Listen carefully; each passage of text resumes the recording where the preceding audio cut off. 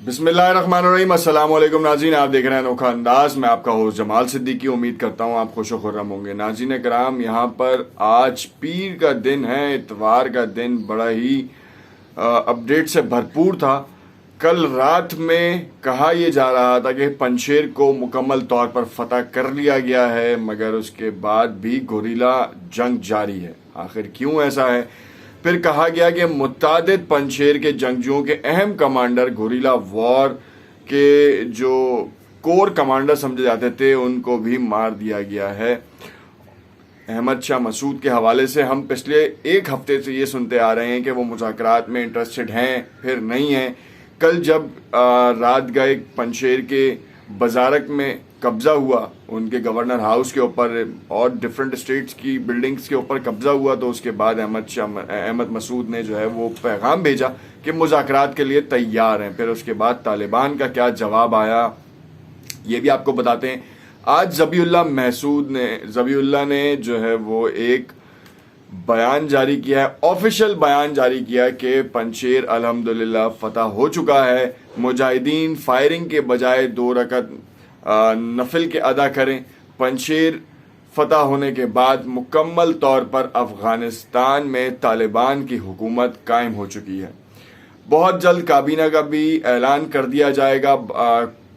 गैर मुतज़ाद इत्तलात बेसिकली आ रही हैं कि अब से 2 दिन बाद जो है वो इसका ऐलान किया जाएगा। और बाकी जो एक रूमर है या एक स्पेकुलेशंस हैं, वो कहती हैं कि जुम्मे के रोज़ इसका ऐलान किया जाएगा।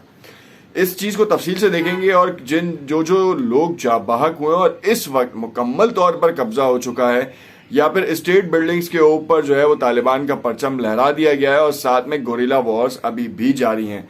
और माले गनीमत, इस हवाले से आपको तस्वीरी फैक्ट्स के साथ बताएंगे और दिखाएंगे कि कितना माले गनीमत पंशेर में था। और अहमद मसूद जो इतना टाइम ले रहे थे, वो किसी की पुष्टपनाही हासिल करना चाह रहे थे, कोई मदद, गैबी मदद का उनका इम्कान था, इस पहलू को भी देखेंगे। नए आने वाले नाजरीन से इल्तमास है कि अगर उन्होंने चैनल सब्सक्राइब नहीं किया तो उसे ज़रूर सब्सक्राइब कर लें। नाज़रीन कराम, अफगानिस्तान 14 अगस्त को जो काबुल के ऊपर रेड होना शुरू हुआ, 15 अगस्त में काबुल फतह हो गया। फतह होने के बाद अफगानिस्तान का 99% इलाका तालिबान के कब्जे में आ गया और 7 डिस्ट्रिक्ट पर मुहित एक सूबा पंशेर, जो कि तालिबान मुजामती ग्रोह का गढ़ बन गया था, जिसमें रशीद दोस्तम हो या फिर अहमद मसूद हो, ये वो लोग हैं जिन्होंने तालिबान के खिलाफ असला उठाया, जंग के लिए तैयार हुए, बड़े बुलंदो बांग दावे किए। कहा यह जा रहा था यूएस इनकी मदद करेगा, ड्रोन स्ट्राइक्स के हवाले से यूएस इनको सपोर्ट करेगा, इंडिया इनको सपोर्ट करेगा। एनडीएस जो कि इंडिया की रॉ की बनाई हुई थी और उसको ट्रेन किया गया था, उसको कॉम्बैट के लिए ट्रेन किया गया था, मगर आपने देख लिया कि अफगानिस्तान के ऊपर जिस तरीके से वो उन्होंने क्लेम किया, रिक्लेम हुआ बेसिकली। हमारे एक यूज़र सब्सक्राइबर ने कहा कि ये कब्ज़ा नहीं था, ये रिक्लेमिंग स्टेट था। डेफिनेटली ये रिक्लेमिंग स्टेट था, क्योंकि तालिबान को 2001 में पावर से हटाकर यूएस ने इंटरवीन किया था। उसके बाद मुतादिद हुकूमतें इसमें यूएस के शराकत में बनी, मगर कामयाब नहीं हो पाई या मकबूलियत हासिल नहीं कर पाई। और इस बार जब तालिबान को पैर पकड़ के डेफिनेटली हुकूमत दे के गए हैं यूएस, तो उसमें बहुत से वो वुज़रा या वो अहम लोग भी शामिल हैं। और तालिबान का जो इस वक्त का इक़दाम है वो सबके लिए ही काबिल रश्क है। तो यहाँ पे मैं ये बताता चलूँ कि पंशेर के अहमद मसूद जो हैं वो इंडिया की मदद, गैबी मदद और इसराइल की गैबी मदद का जो है वो इंतज़ार कर रहे थे, जो कि नहीं आ पाई। हमेशा से मुसलमानों के साथ गद्दारी का ये काम किया गया है। मीर जाफ़र, मीर सादिक हमारे अपने अंदर होते हैं।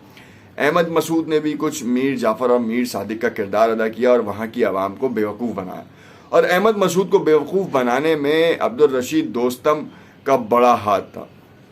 एक लम्हे पे कहा जा रहा था कि जो पंशेर की लड़ाई है वो लसानी लड़ाई है, तो ऐसा कुछ भी नहीं था। कारी फसीउद्दीन जो कि ताल्लुक़ ही दूसरी जगह से रखते थे, उनकी तरफ से भी इस बारे में बताया गया कि जो पंशेर के हीरो कहलाए जा रहे हैं इस वक्त, फ़हीम दस्ती जो तर्जुमान थे, उनको मारा गया, कल जहाँ भाग वो भी जहाँ भाग हुए। गोरिल्ला वॉर के मुतादिद बड़े अहम रहनुमा जहाँ भाग हुए।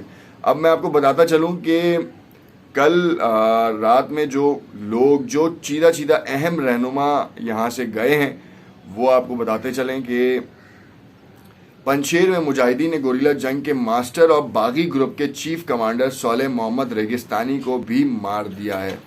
ये वो लोग थे जिन्होंने बड़े बुलंदो बांग दावे किए थे और कहा था कि बेहतरीन हिकमत अमली के साथ ये मैदान में उतरेंगे और तालिबान को नीस तो नाबूद कर देंगे। पंशेर में जो बागी थे उनमें जो अहम कमांडर शामिल थे उसमें कमांडर मुनीब अमीरी, कमांडर गुल हैदर, कमांडर फ़हीम दश्ती। ये अहमद मसूद के वालिद साहब जब उनके ऊपर भी अटैक हुआ था, बॉम्ब ब्लास्ट हुआ था, तो ये उसमें बच गए थे, ये भी ज़ख्मी हुए थे। मगर इस बार तालिबान के ख़िलाफ़ जाबिर ना हो सके तालिबान के हमले में। और कमांडर अब्दुल वदवद, ये जो कमांडर हैं ये जनरल थे, जनरल और मुज़ाहमती तहरीक का के जो रीढ़ की हड्डी समझा जाता था इनको, और ये भी कल जाबाक हो गए हैं तालिबान के हमले में। और इसी वजह से अहमद मसूद ने पैगाम भेजा कि आप मुज़ाकरात कर लें और मुज़ाकरात के लिए आपकी तमाम शराइत मानी जाएंगी, सिर्फ मेरी जान बख्शी कर दें, मेरे सर की गारंटी दे दें। इस सर की गारंटी से मुतालिक हमने आपको एक दिन कबल भी बताया था कि इस वक्त पंशेर जो कि फ़तह हो चुका है, और इस फ़तह होने से पहले तालिबान ने मुतादिद बार कोशिशें की कि ये अमन व अमान से मसला हल हो जाए, इतनी बड़ी तादाद में जो लाशें गिरी हैं वो ना हो।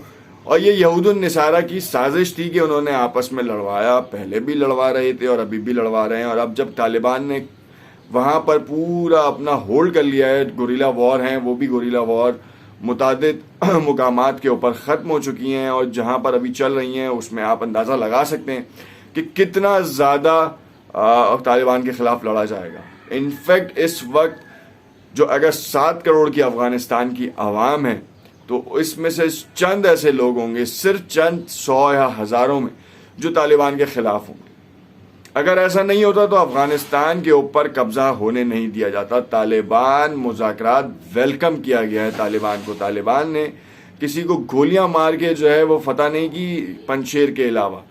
और इस पूरी रिक्लेमिंग में, इस पूरा सेटअप के बिठाने में जितनी अमवात हुई हैं उससे कहीं ज़्यादा तो पाकिस्तान, इंडिया में एक दिन में अमवात हो रही हैं कोरोना से।